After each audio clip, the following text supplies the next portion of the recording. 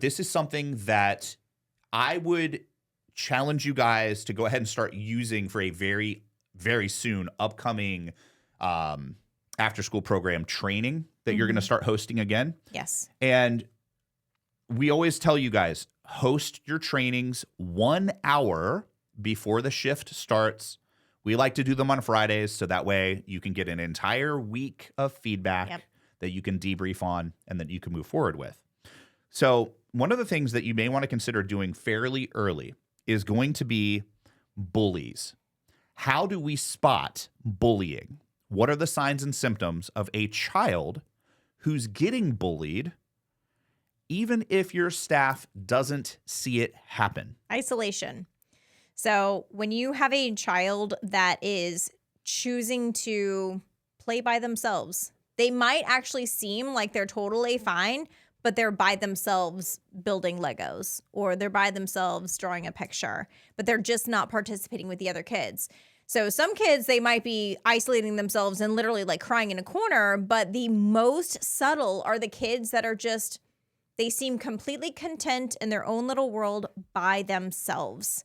It's isolation. Absolutely. And that's the first step before we start to see things like the tummy aches, before we start to see things like they're always tired, they're always sick. You guys ever have those kids that try to avoid martial arts? They always have some bizarre injury. They're like, yeah, my clavicle.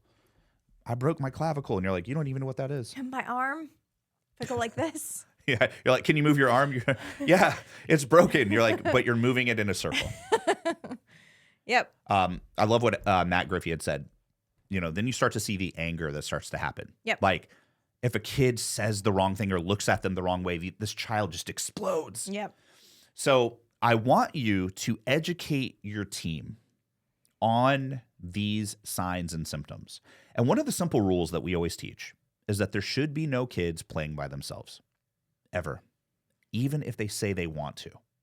Because we know as leaders and as educators, the psychology of children, they need friends. They need community.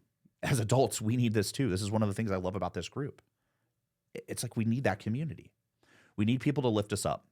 So with these kiddos, like if you, Lauren, are a coach and you see a little girl off in the corner doing Legos by herself and you kind of notice that this is becoming a pattern, what would you do?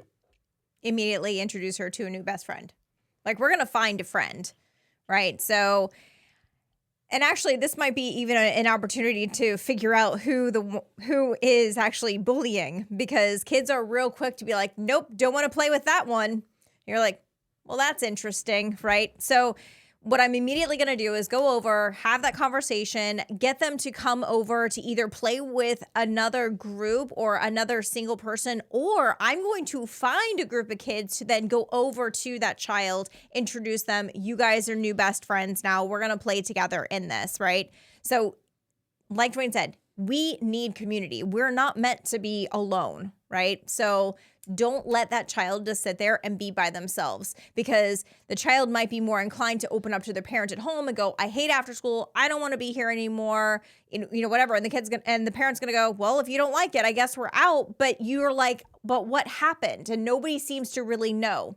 This is going to prevent that child from losing their self-confidence, from feeling like garbage, and they actually get to be in a program who truly cares. I know you guys care about these kids. This is the best way to show that you truly care about these kids, is not allowing a child to isolate themselves. 100%. This topic got brought up because Vince Fannin reached out. He was invited to do a presentation at a local elementary school where he's teaching the teachers how to spot symptoms of bullying. And I was like, hey, that's a great idea, man. Let's talk a little bit about this today. This leads into another marketing strategy. If you, as the local expert, are hosting trainings and seminars for the elementary school teachers, I want to remind you, what does every child in kindergarten through 5th grade have? What do they all have in common? Oh, teachers. They all have teachers. So here's how amazing that this can be. And we actually did this at Citrus Park Elementary. We gave an entire presentation on how to create a rock star culture in your classroom. And we taught them things like thumbs up with all of your pictures, text the photos on the first day of school to the parents, always find the kid doing the right thing. Like we were teaching all these teachers the same principles that we teach in our online courses with you guys. And what that does is it opens up the door. Every teacher knows you. And guess what starts to happen? All of those teachers become referral sources. And if you bring an awesome videographer, like your own version of a Super Chris, and he films the whole thing, now you're turning this into an online training that you can post for free. Now you're getting teacher reviews and referrals. Like literally they're giving you testimonial videos on how awesome your presentation was, and you're positioning yourself as a community leader. Guess who's not doing that? Anyone want to take a guess who doesn't do those things? Everyone else. Eric says literally anyone. Yeah, you don't see the director of the local YMCA going and doing that. No. They're not sitting on trainings like this.